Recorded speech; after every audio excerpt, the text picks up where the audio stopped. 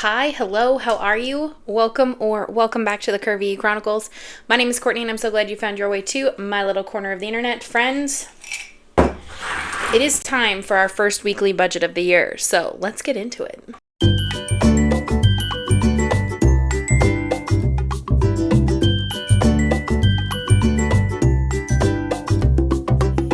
Alrighty, so it is time for us to do our first weekly budget. I do not post my weekly budgets every week because they typically don't differ too much. I try to show you guys at least one a month. For anyone new around here, because there are a lot of new people around here, we are a single income family. My husband is a union electrician. He currently works out of town. He's close enough that he can drive back and forth every day, but also far enough away that he's in a different union, which is getting prevailing wage. And we are trying to take advantage of that prevailing wage and really make a dent on some things. So, beyond that, let's dive in. We did do an entire revamp of our budget for this year. We're changing some things up and doing things a little different. So I just thought we would get right into it, shall we? Okay, zoom you in. For some reason, my husband's paycheck went up a little bit. We're not sure if this is like something from with the new year or how this all worked out, but paycheck for this week was $2,010.97. So we're going to leave the 97 in our account and we're going to play with the 2010. So jumping down here to month ahead. So we are a month ahead in all of our major bills, but not our expenses. So to make sure that we have enough, we do set aside $600 a week for that. These categories are all new. Before this spending was happening on our city card, and I'm trying to isolate that more and really be diligent in tracking what we're doing and spending with that. So for the week, gas is getting $160. Yes, that is a lot of money, but let me preface, my husband drives an hour and a half both directions. So he has a commuter car that is a diesel, so it costs him $100 a week to fill up, but he does get per diem for that. We get $60 a day per diem to cover that, which is included in his pay, so that's why it's not a big deal. And then the other $60 is for me in hopes that I don't use that, but sometimes depending upon what the week has going, if we're busy a lot, then I need that. So yes, it's a lot, but that's how our household works. We also live rurally, so we have to drive to get anywhere. Costco, we are going to put aside $125 to go towards my next Costco run. All of this is going to be kept in our checking account. Well, the Costco and the gas will go into its own account in our online banking. Our credit union allows us to have as many checking/savings accounts as we want, so I can label them, and that's what I'm going to do. And then we are starting a new miscellaneous spot, and we're putting $25 from this week into miscellaneous, and that's just going to sit in our buffer, and that way if we need it, it's there. If we don't, then it's just going to kind of build up. So those are that. Then we come down here to our long-term savings. So if you haven't seen any of my prior videos, I have a once-in-a-lifetime vacation coming up to Kentucky.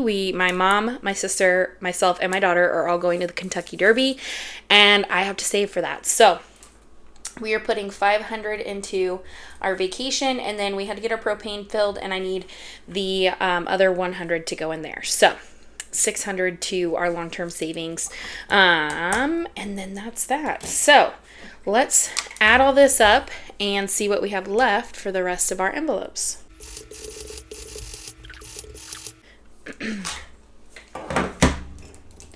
Okay, so our total for our bills and savings is $1,510.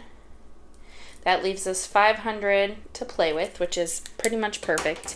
We're going to drop down here to debt. So we are still going to try and put a little bit of extra towards our city card. So I'm going to do $250 to that. That's kind of what we have budget. So it's kind of we have to maintain our minimum payment on that. And I'm still trying to put a little bit towards that each time we pay it. So that's what we're going to do. So that gives us $250 left for all of this side, which should be about perfect. We don't need more than that, but here we go. So jumping up here to our cash envelopes. So Cody gets $30 a week spending money, and then we are doing $75 to groceries. So that is a total of $105. So that's going to leave us with 145 for the rest of this. I think I did that math right. Right? 145. Yes. Okay, so now we're going to drop down into our sinking funds, our cash binders, all of those. So we did add some new categories, and so we are going to work through these. Basically, I'm kind of using my monthly budget as a guide, and so for all of these, we are doing $5.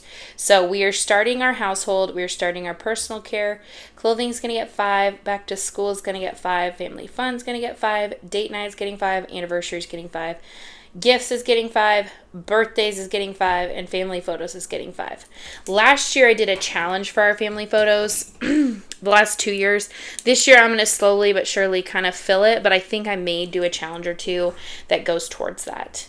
Pets gets 30, garden will get 5, outdoor projects will get 5, and then my nails, because I do get my nails done, that's part of just things I do, so that gets 25, wax gets 15, and then we are putting 15 into our hair envelope because we have an appointment coming up at the end of the month, and I want to make sure I have plenty, and challenges is getting 0. Now this should equal out to the 145 that we have left, so let's add it up and make sure.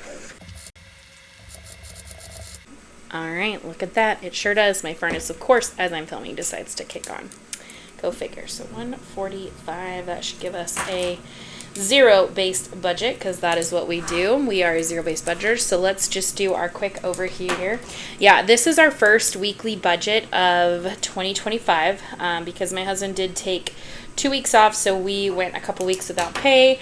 I did save up ahead of time to cover, so technically speaking, January would be like a magic month for us if he had worked the whole time, but given that he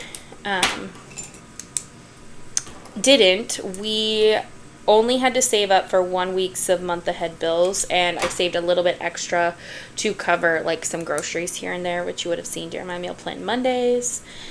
But now we are back to our regularly scheduled programming and working through our cash envelopes, which we have some new categories, and then also working on saving for a vacation.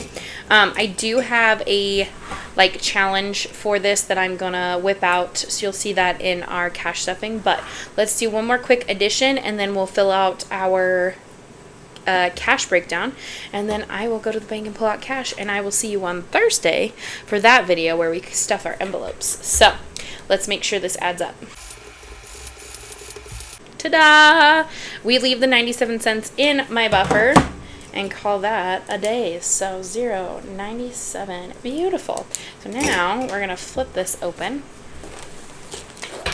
and we are going to take care of this side of things, fill out my sticky note, and then it is good to go. This is short and sweet. Trying to keep it easy. Trying to just streamline everything this year. So give me a second. I'll be right back.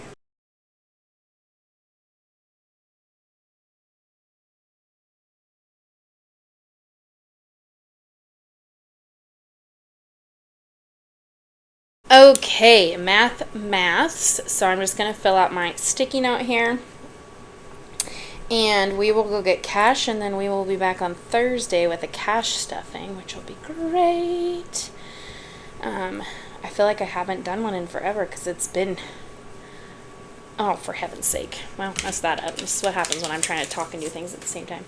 It feels like it's been forever because I haven't done one in a while, but it's going to be great. So 80, 50, 120, 250.